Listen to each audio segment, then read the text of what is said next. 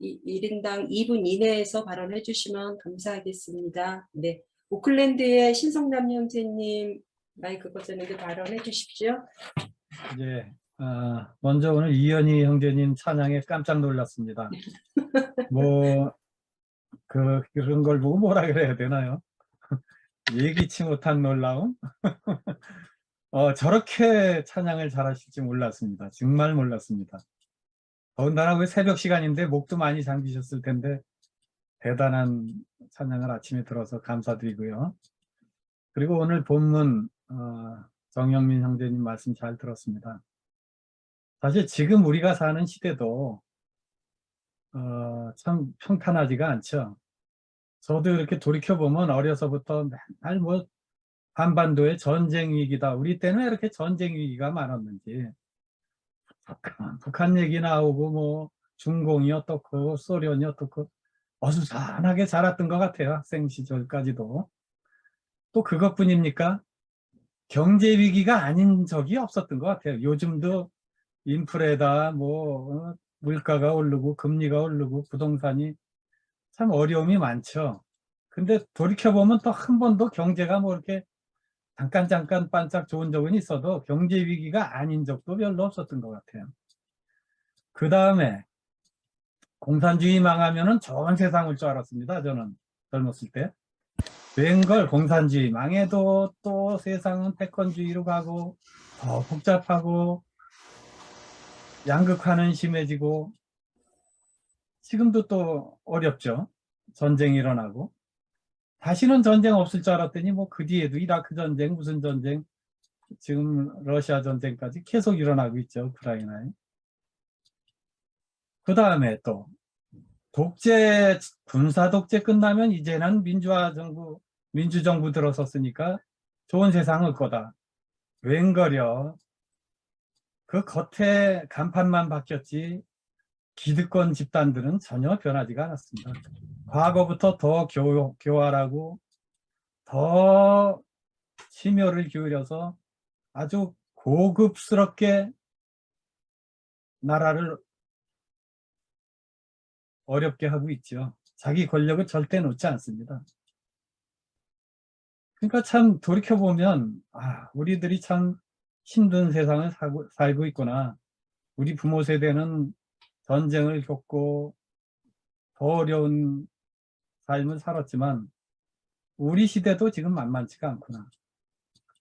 근데 오늘 본문을 보니까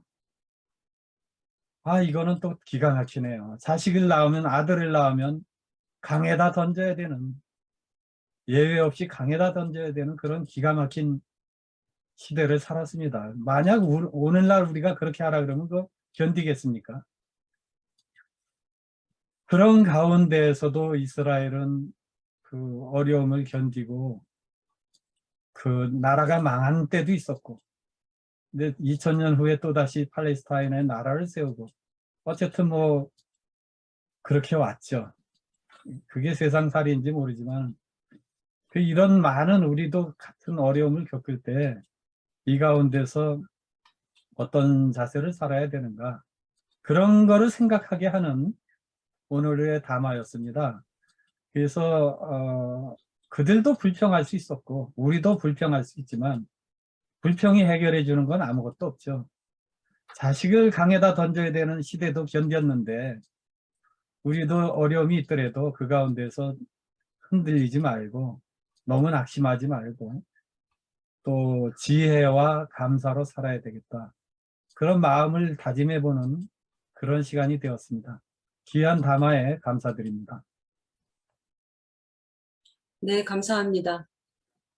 네, 요즘 시대에 어떻게 어떤 마음을 가지고 살아야 되는지 를 느끼게 하는 아주 좋은 말씀을 해주셨습니다. 감사합니다. 예, 또 말씀하실 분은 마이크를 서슴없이 영감하게 그렇게 켜주시기 바랍니다. 우리는 늘 늦게 발동이 걸려갖고 뒤에는 시간이 모자르고 앞에는 시간이 남습니다. 이 남는 시간에 얼른 먼저 선점해 주시기 바랍니다. 예, 누가 말씀하시겠습니까?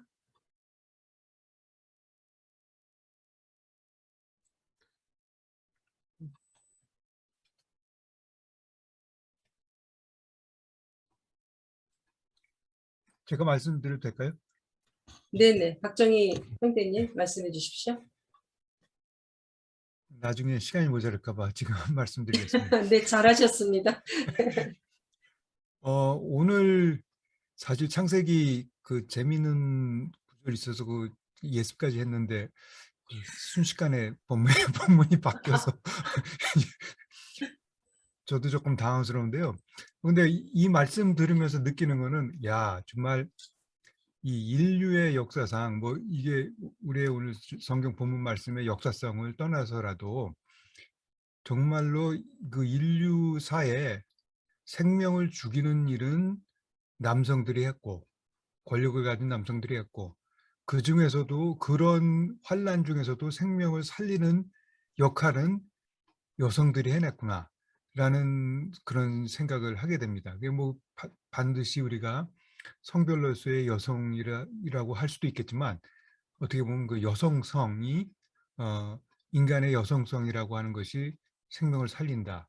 지금 이 얘기에서도 정말 그 아기를 지키려다가 어떻게 최선을 다해서 강물로 떠내어 보내지만 어떻게라도 구출이 됐으면 하는 마음에 있었겠죠.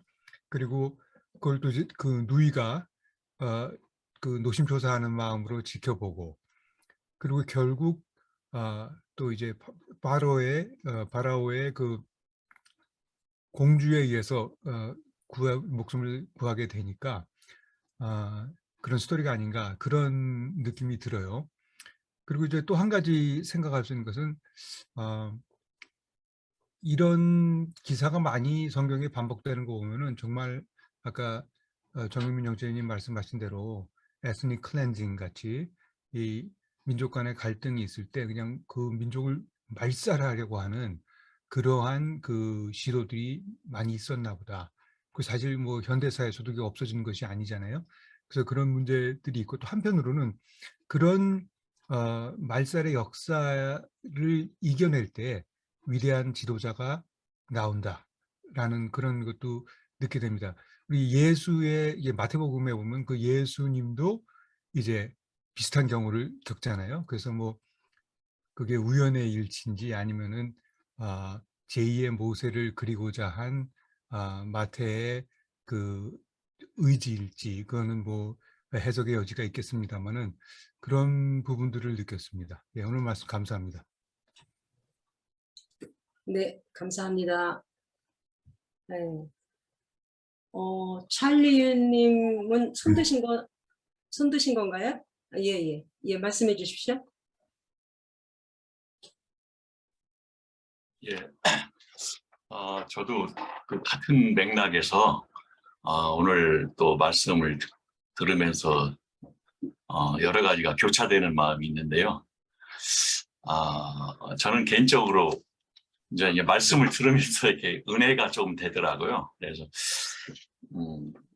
어떤 내용이냐면은 비록 그 1절, 2절, 3절, 4절밖에 없지만 그 나약한 여인으로 하여금 이 강가에 바로 이 강가에 던져졌다라고 하는 자체가 상당히 좀 시사하는 바가 크다. 저한테는 하나 이제 예수님하고 연관이 되더라고요. 그래서 이제 예수님의 어떤 그 우리에게 주어지신 예수님이 이 나약한 여인으로 하여금 이 바로왕에 대항해서 그 당시에는 바로왕의 그 엄청난 그 폭정의 시대에 대항해서 그 나약한 여인으로 하여금 자기 아들을 살릴 수밖에 없는 그 간절한 어떻게 보면 용기, 지혜로 하여금 한 아들이 주어졌다고 했을 때 제가 조금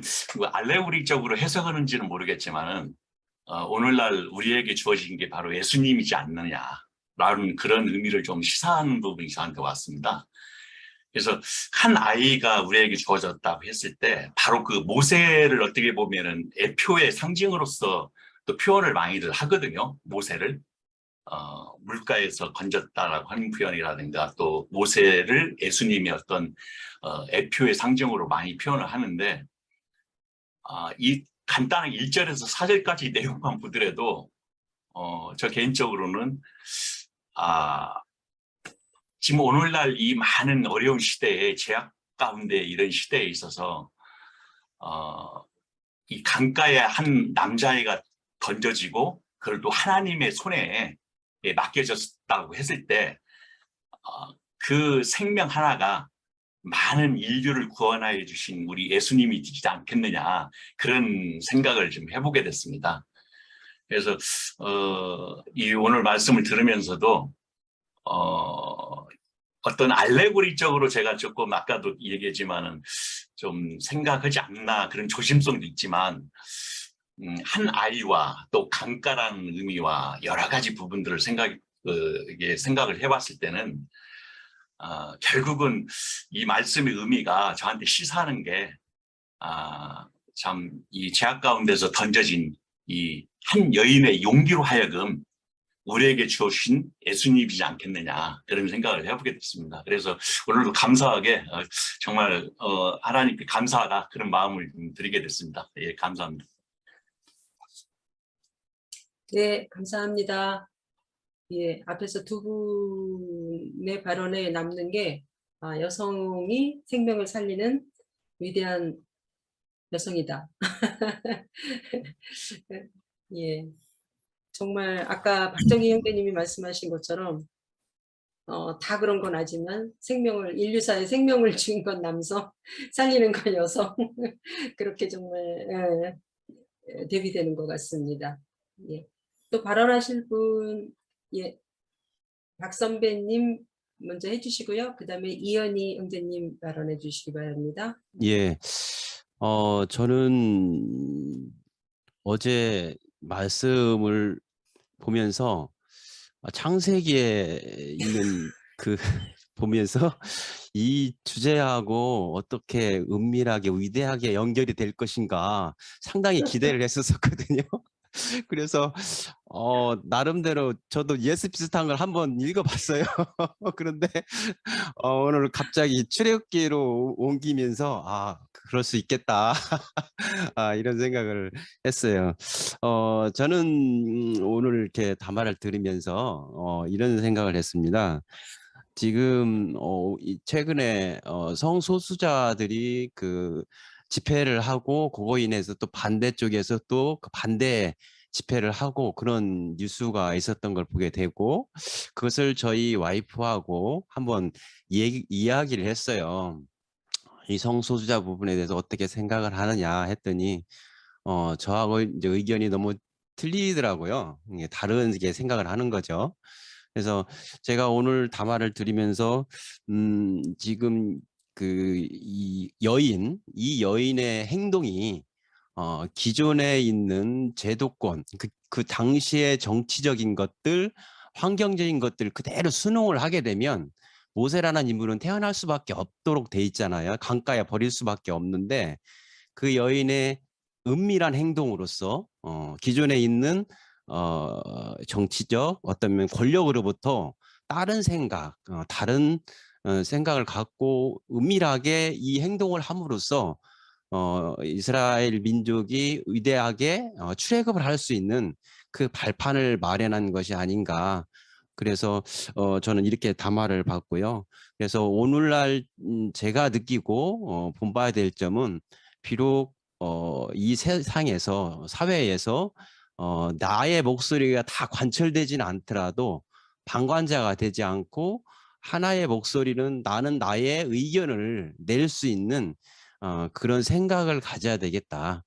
그것이 오늘 저에게 주는 메시지인 것 같습니다. 예, 이상입니다.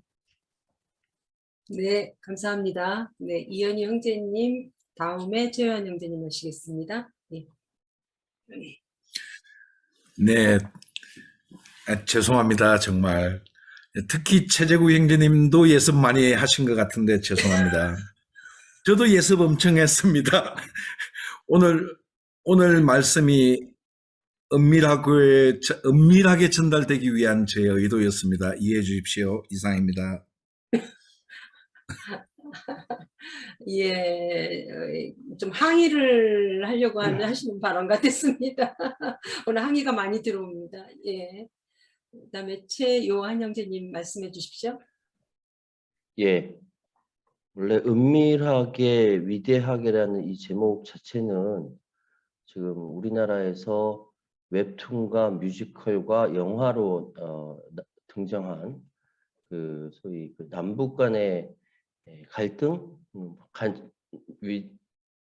난파 간첩과 그 상황을 벌어졌던 웹툰과 뮤지컬과 영화 얘기였습니다. 그래서 은밀하게 위대하게 어떻게 이어지나 하고 기대했었습니다.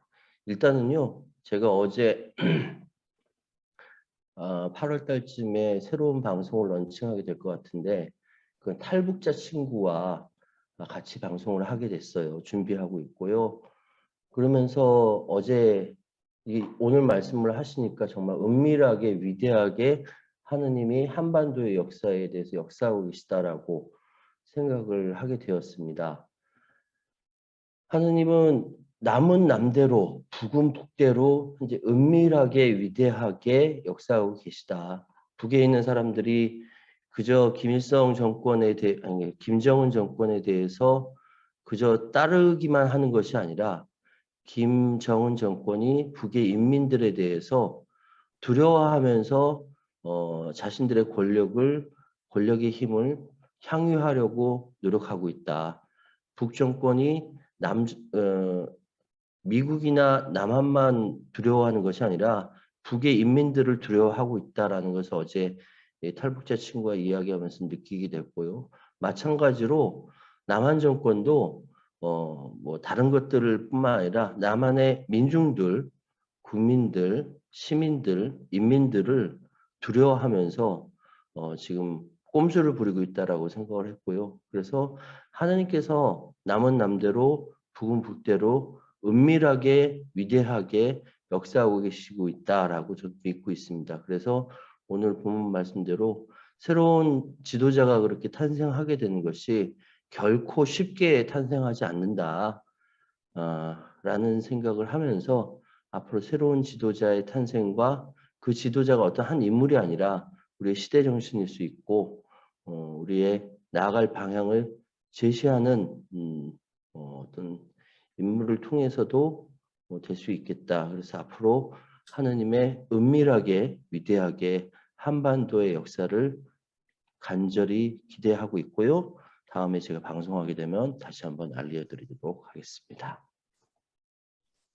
네, 감사합니다.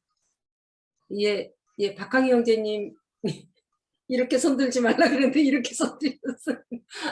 예, 박항희 씨 말씀해 주십시오. 제가 2개 다 했어요.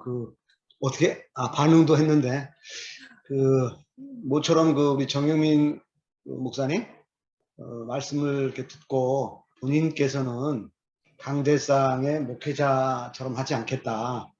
대화하듯이 한다 그래서 매우 기대를 하고 들었는데, 여전히 목사님 스타일이 팍팍 나네요.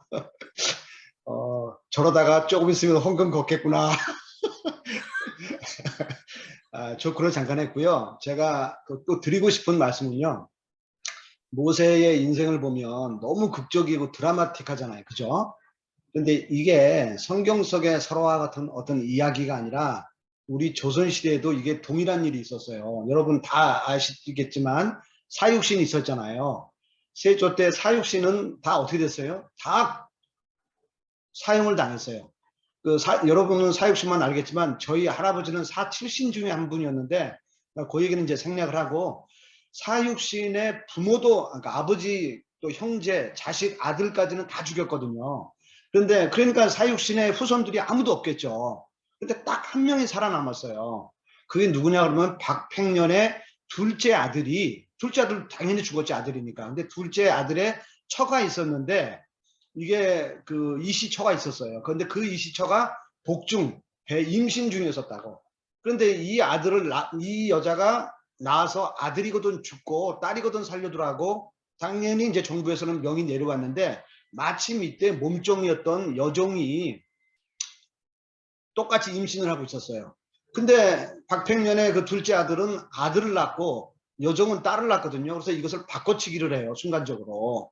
그래가지고 이 아이를 살려두고 그 둘째 처는 이제 노비 신분으로 전락을 했는데, 그래서 그 아이 이름이 박비예요. 박씨의 노비다 해서 박비라고 해가지고 이게 몇십 년을 숨겨 살다가 성종 때에 이르러서 이제 세상이 바뀌고, 그래서 그 사람이 그 관가에 가서 자수를 하죠. 그 사실 이래 됐다는데, 그 성종이 그것을 이해를 하고 면천에서 신분도 바꿔주고 이름도 박비에서 박일산이라고 하는 이름도 이제 개명하게 하고, 그 후손들이 지금까지 살아남아서 그 유명한 달성의 삼가헌이라고 하는 그 200년간에 거친 그 고택도 짓고 하는데, 제가 올여름에 거기를 지금 조금 이따 가려고 답사를 계획하고 있다가 오늘 이 이야기를 들으니까 이것이 설화라든가 성경적 교훈으로 그치는 것이 아니라 박팽년의 후손, 그러니까 거룩한 그루터기 그 하나의 그 싹이 살아남아서 그 인생의 대를 이어갔던 것처럼,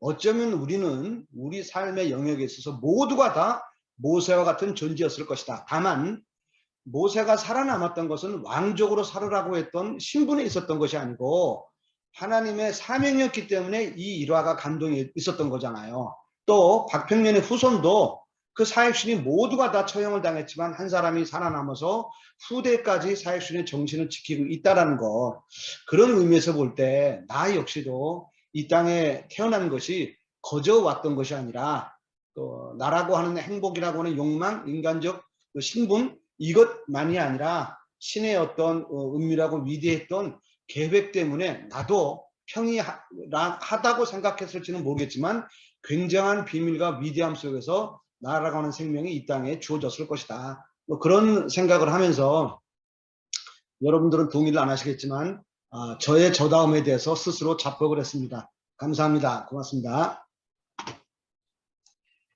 네, 감사합니다. 네, 우리는 모두 은밀하게 위대하게의 소명을 가지고 각자의 자리에서 은밀하게 위대하게 하는 그 일들을 다 해야 되겠다는 그런 생각들이 다 마음에 들 것 같은 그런 말씀입니다. 감사합니다. 예, 또 말씀하실 분 있으신가요? 예. 꼭 하셔야 되는 분은 한 분 정도만 하시겠습니다.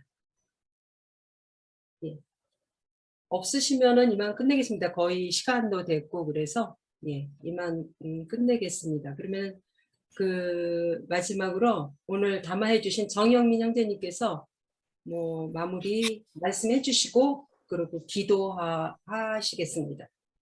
네, 그 사실 신약에 오면 우리가 이제 말씀, 그래서 로고스로 기억하죠. 그래서 말씀이 육신이 되어 우리 가운데 거하심에, 그래서 사실은 이제 말씀에 대한 방점이 굉장히 커요. 그래서 뭐 우리가 교회에서 표가 뭐 말씀 중심 이렇게 얘기하는데, 구약에는 사실 말씀보다는 이제 지혜죠. 그런데 이제 이게 동양에서 우리 박황희 형제님께서도 말씀해 주실 수 있겠습니다만, 동양이 구분했던 또는 아주 깊게 사유했던 지식과 지혜, 그거보다는 뭐 서양이기보다는 이 그 셈족이나 히브리 이쪽에서는 그 인격적 또는 뭐 그러니까 인격적 개념이잖아요. 그러니까 말씀이 육신이 되어 우리 가운데 거했다라는 것도 그렇고, 그래서 우리가 생각하는 어떤 그 우리가 인생에서 가지고 있는 지혜로운 교훈, 그거보다는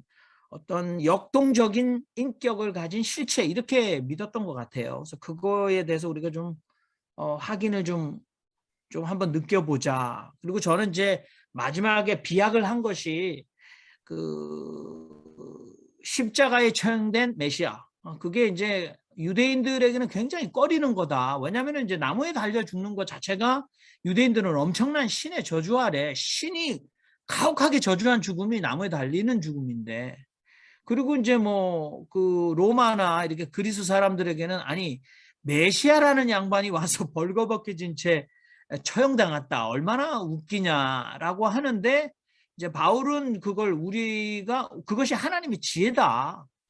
우리에게 구원을 주는 하나님의 능력과 지혜다 이렇게 얘기를 했는데 오늘 그냥 한국 사회 또 분단된 한반도 남한 윤석열 정부의 사회를 보면서 저는 그리운 거죠. 지혜가 부르는 소리, 또 지혜의 어떤 역동적인 개입. 근데 그거는 우리가 아주 그 군사적 또는 뭐 정치적 이런 것보다는 우리가 알아채지 못할 만큼 은밀하게 진행될 수도 있다라는 희망을 한번 품어보려고 시도해 본 겁니다. 네, 기도하겠습니다. 살아계신 하나님, 우리 모두 지치고 또 왜 이런 일들이 아직도 버젓이 일어나고 있는 걸까? 우리는 역사를 통해서 무엇을 도대체 배웠단 말인가? 좋은 세상 오기 위하여 그렇게 촛불을 들고 모이고 외쳤는데 우리는 어떻게 이렇게 처참하게 낙담할 수밖에 없는가 고민해 봅니다.